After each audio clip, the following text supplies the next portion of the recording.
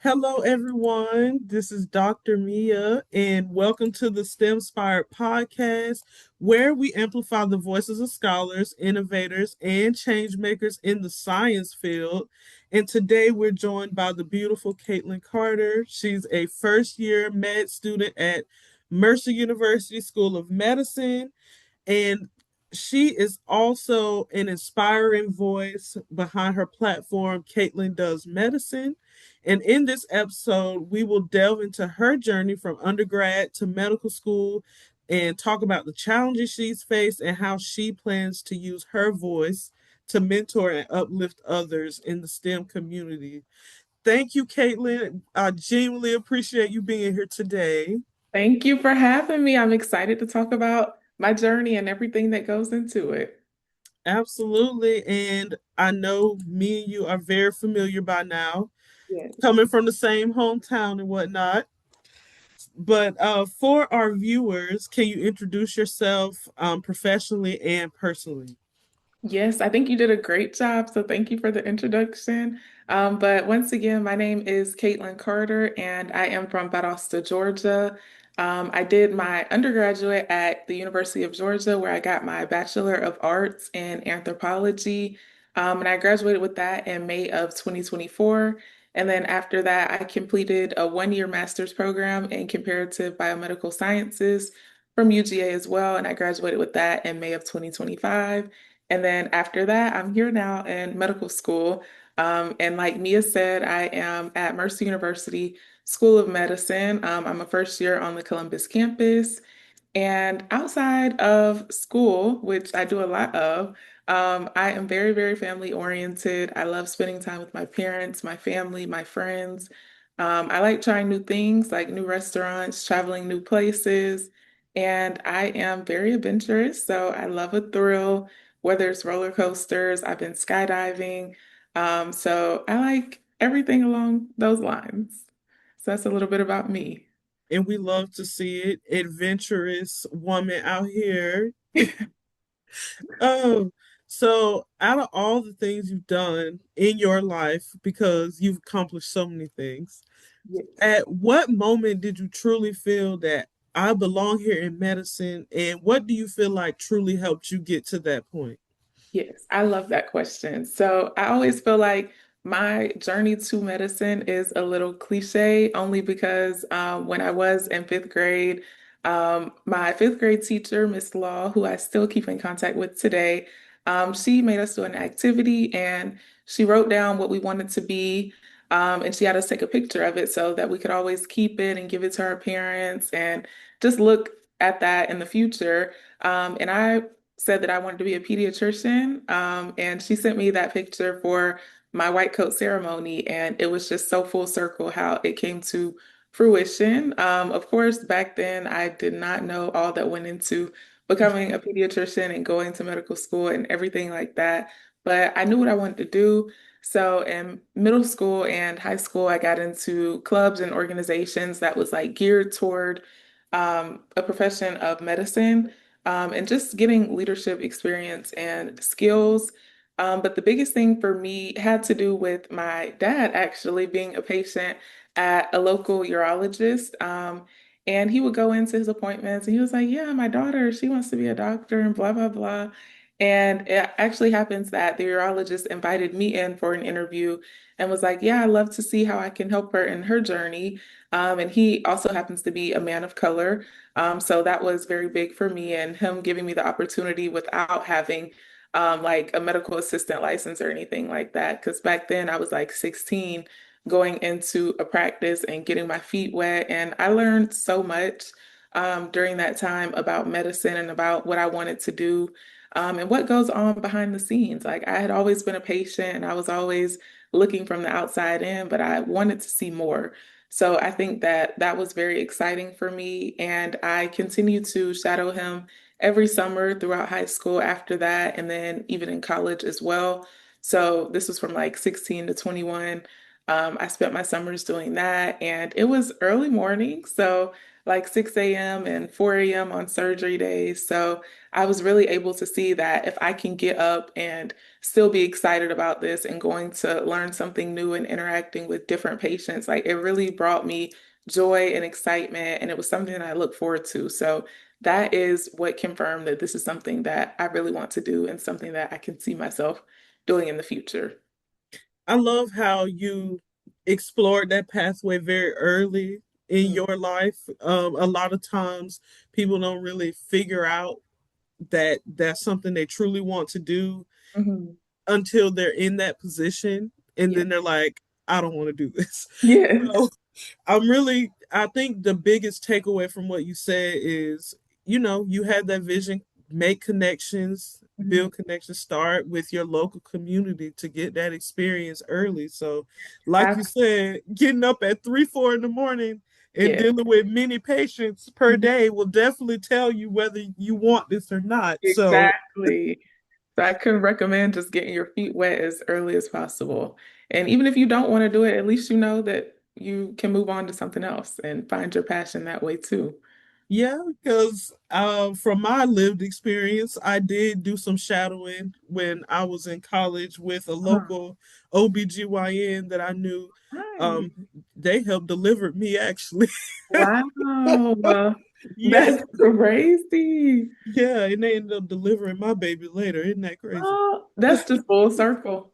Ain't it? Ain't it? But I definitely learned that okay, I do want to be in medicine in a different way. So Yeah. I chose to pursue the biomedical sciences path and more in Right. research. So that taught me a lot before I applied for med school. I had MCAT flashcards and all. I said, "Ooh, Right. yep." Well, at least you figured it out beforehand. Like that's why it's still a good thing to do. It is. And I'm sure that with those experiences, you kind of got a taste of what it's like to be in the field. But I'm sure it's completely different when you finally submerge yourself completely in it, like Yeah, you have now. definitely. So, what has been the most challenging part of transitioning into medical school, and how have you been able to push through that? Yes, I talk about this all the time, especially to my parents. I'm always calling them, complaining. I'm like, why is adulting so hard? Like I feel like growing up, we always look forward to being grown and like driving our own car and going where we want to go and doing what we want to do. But you don't see how much actually goes into that process. So, yes, medical school is hard. You have a lot to do, it's overwhelming, it's high stress, and it's just a lot going on. But Mhm. outside of that, you still have to take care of yourself. And I think finding that balance is what has been so difficult for me. So like last semester, that was my first semester of medical school. So I was like really getting my feet wet, getting adjusted. And I was like, this is a lot. Like I started meal prepping so I didn't have to come home and cook every night. But on the weekends, I still had to clean, I still had to iron. Like there's always something to do, and making time to still go to the gym and do the things that I like to do. I feel like just finding that balance was very hard. And some days it's still hard. Like some days I Mhm. don't get everything done that I want to do, but I have to give myself grace. So I feel like also my wonderful support system, my parents especially, have really gotten me through this and helped me when I needed it the most. So Mhm. last semester they came up here like every 2 to 3 weeks because I really needed them to like come in and take over on some of my burdens. So like cooking and cleaning and ironing my clothes.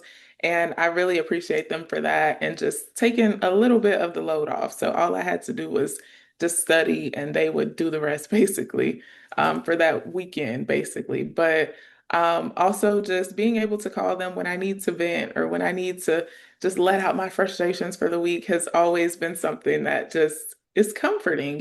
So leaning into my support system has gotten me through the difficulty of finding my balance in medical school.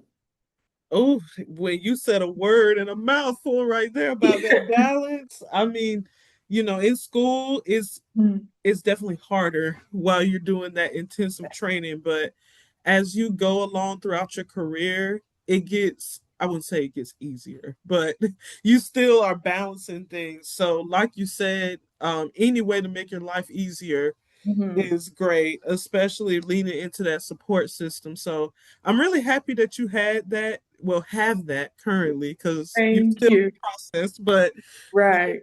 yes. So I know it's not easy, but you are going through it with grace. So kudos to you. Thank you. Yes. So I know that your goal is to be a future rural pediatric doctor, Yes. and you've talked some about your goals and how that aligns with you. So how is your mission going to shape the way you see healthcare and community impact through that role as a rural pediatric doctor? Yes, so I love this question, and I feel like both of us growing up in Valdosta, I think we've been able to see how it's been able to transition, not only like with the economy and building new food places and stuff like that, but also with healthcare. So growing up, I feel like we didn't have that many doctors that like we could go to for this and that. There were like two or three main pediatricians, but now there's like six or more than that. So it's like it's growing and it's getting better, but there's still areas that they can improve in, as always. Mm-hmm. But my mission really aligns with my medical school, Mercer's mission as well, which is to bring access and to bring care to these rural, medically underserved areas. So it's really my goal to serve in a rural community outside of Valdosta because I feel like they have what they need now. But there are people who need more and need physicians there to help take care of them and to help give them this access that they need. And personally, I have experience with that through my brother, who unfortunately he passed away. But he did have an appointment planned to see a cardiologist before he did. However, when you're booking these appointments in areas like this, it can be a long wait time. So for him, it was like 2 months. And within that span, he did unfortunately pass away. And so that left my parents and I with questions of like, what would have happened if he did see that cardiologist? Like, could that have saved his life, you know? So making sure that I'm able to step in and be someone that patients can come to see when they're having issues and always be like available, that's a big thing for me and bringing these areas the access that they need. I also feel like I didn't realize this when I was younger. So I didn't know the ins and outs that you have to go through just to get an appointment and how long it can take sometimes, and how people have to go through insurance and things like that. So that was very eye-opening through this journey to see. And also the fact that people in Valdosta still, even though they have healthcare sometimes to get special surgeries or unique treatment, they still have to drive to like Jacksonville, Florida, just to get it, which is like 2 hours away. So it's like we really need to help bring more to these areas. And that's what I'm hoping to do, as well as getting involved in my community. So being someone that the kids can go to when they need it. Growing up, I played basketball and my brother played football, so I was always at different games and stuff. And I always seen like the trainers there and the physicians that volunteered their time outside of the clinic to come help them in case there were injuries and things like that. So that's something that I see for myself in the future, as well as just getting involved in the community wherever I can, because I know that being a physician, you are automatically like a leader, especially in a rural Mm-hmm. area. So I will be sought out for many different things that have nothing to do with medicine. And I embrace that. And I'm ready to take on that challenge. So I'm excited. Oh, that was so beautifully stated. And we need more physicians in the world like you because, like you said, we're in a different time now Mhm. where access to healthcare is critical, especially with how we depend so much on insurance and those systems are shifting, every day they're shifting. Right. So I'm really glad that you'll be in that position to impact rural communities because those are the communities who really need that support the most. So Yeah, I'm definitely. happy that you are embracing that life mission. Thank you. So I also want to kind of expound about your admissions process. So I know that your trajectory was not linear or cookie cutter in the Right. terms of how you pursued medical school. So can you tell me a little bit about that experience as well as what other opportunities you sought as you were applying? Yes. So My journey to medical school is like a little different, but like anyone else's, it had its ups and downs and roller coasters of emotions. But I did something kind of crazy and I only applied to one medical school, which is like unheard of, but it worked out like as a benefit on my end. So I applied to Mercer. I knew that I was like one of the prime candidates that they were looking for, someone who wanted to go into rural medicine and serve in a community like that, and someone who had the requirements that they were looking for. So I put all my eggs in one basket and showed them that I was committed and applied early decision, and it ended up working out in my end. And I also even got a scholarship since I did apply so early, I was able to apply for scholarships that they were offering, and I became a Children's Healthcare of Atlanta Rural Pediatric Scholar to kind of like solidify that I am going into pediatrics and I am going to serve in a rural community. So that was something that was amazing for me, but getting there was it was difficult. So you have to take your MCAT and everyone places so much weight on that MCAT. And Mhm. I was in the trenches studying for that for like 4 months straight, I think was like my dedicated time to studying for that. And I still feel like that wasn't enough. Like looking back at how I study now versus how I study for that, there are definitely changes that I would have made. But I ended up getting what I needed to get in. So that's a blessing in itself. But I do want to say that you don't have to be perfect to get into med school. Like you don't have to have a 520. You don't have to have all these extracurricular activities. You just have to have resilience, hard work, and you do have to have like good stats, but they don't have to be perfect. How everyone likes to explain. Like some people make it so competitive, and in reality, it's really not that bad.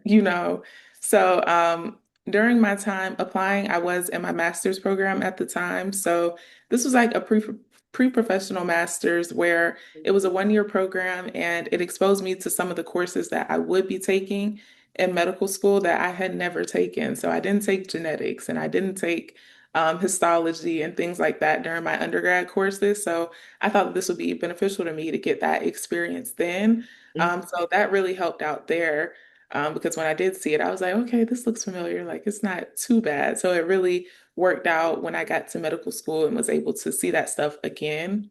But yeah, medical school admissions is tough. You really have to believe in yourself. You will have your doubts because a lot of it is a waiting game. So you apply, Mhm. and I applied in like July since I was early admissions, and then I didn't hear anything back till like August about an interview. And then after the interview, I had to wait some more just to get the acceptance. So keeping your faith and confidence in yourself is the biggest thing because you will be waiting a long time to hear back from schools. And even though I applied to one, I heard my friends' experiences where sometimes a school may ghost you and like you may never hear from them again. So I'm like, that's crazy, but it happens. But you just have to keep the faith, really. I know that's right. It's very competitive. I mean, any type of graduate professional school in, medical, biomedical realm is very competitive. So, Sure. what I gathered from what you said is to really do your research on the institution, see is it worth your time applying? Does it align with who you are, your mission, and your goals? So, I love how you did very strategic planning when Yeah, it came to your admissions process because it takes a lot of grit to get through it. So it does. kudos to you for that. Thank you. And I think one other question I want to ask, just piggybacking off of that, I'm Mhm. a lot of people go in with this mindset of what they think medical school is and how it operates. So what's one misconception that you feel like students should understand more when it comes to medical school? Well, I have a few, but I will start with the fact that, kind of piggybacking on what I said earlier about the fact that you don't have to be perfect. A lot of my classmates and we didn't score 520 MCATs, and like that's just something that it's almost rare to get something that high. So you don't have to have the perfect MCAT score if you make up for it with your extracurriculars and your personal statements and things like that. Like you have to get in where you fit in basically and just do what you can do and show your strengths in a different way.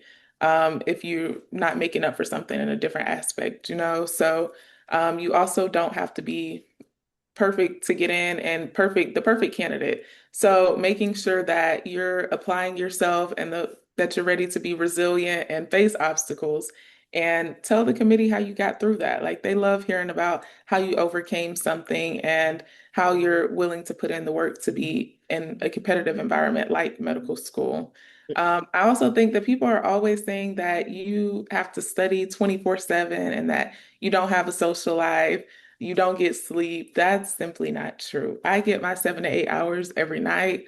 I know it is some people that still like to only get 5 to 6, but I can't operate like that. Like my brain will shut down on me. So I have to continue to get my sleep. I continue to work out in the mornings before class. And I do things that I like to do still. You do have to prioritize your studying, of course, but outside of that, you make time for what you can. So, like my classmates, some of them are married, some of them do have kids. So, their days look different than mine, but we're still trying to figure out how to find that balance, you know? And also the fact that you don't have to be a science major to get into medical school. I'm proof that I was an anthropology major. So, I did something, I stepped out on a limb. And I was like, this is something that I'm interested in. I want to learn more about it. And I didn't know how beneficial it would be to me at that time, but during my interview, we talked a lot about anthropology and how that impacted me in my journey to medicine because a lot of anthropology is like anatomy and human evolution. So that was helpful, but it's also cultural. So I got to learn a lot about different backgrounds that I may very well encounter in my journey in being a physician. So making sure that I could learn about their history and still be respectful to them when treating them was something that was very beneficial for me. And I also have friends that did things like business. So if you want to run your own medical practice one day, they got more insight there. So it's not always biology and chemistry. You can do something that interests you and that can benefit you in the long run.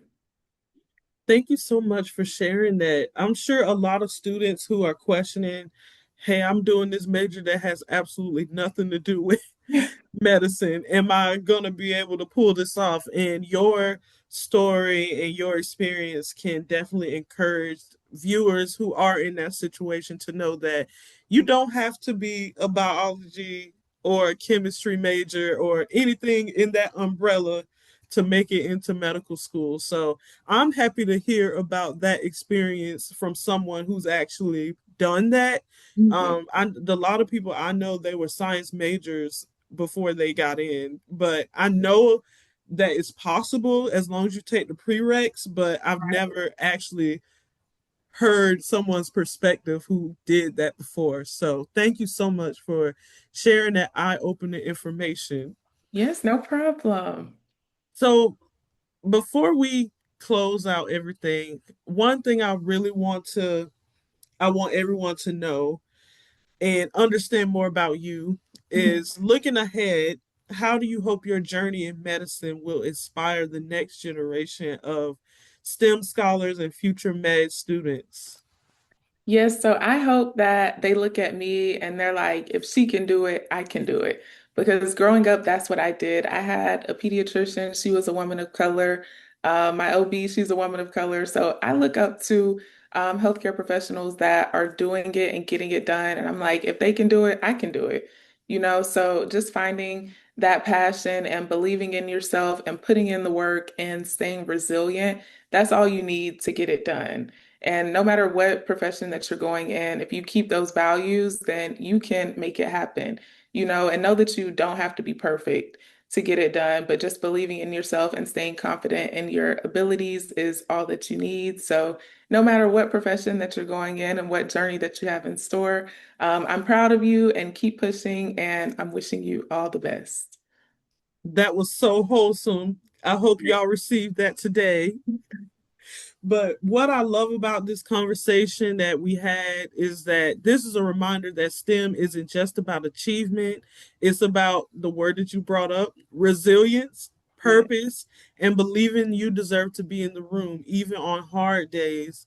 And your journey shows us that becoming a physician isn't only about mastering medicine and science, It's about also staying connected to who you are, why you started, and who you hope to serve. And to everyone out here watching, if this episode spoke to you, please share it with a future physician, a STEM student, or even someone who just needs the reminder that their path doesn't have to look like anyone else's to be powerful. And follow Caitlyn's journey and stay connected with the STEMspired podcast as we continue amplifying voices, reshaping what belonging and leadership look like in STEM. And I will drop Caitlyn's socials in the comments. So Thank please make you. sure to follow her. And so until next time, everyone, stay curious, stay courageous, and stay inspired.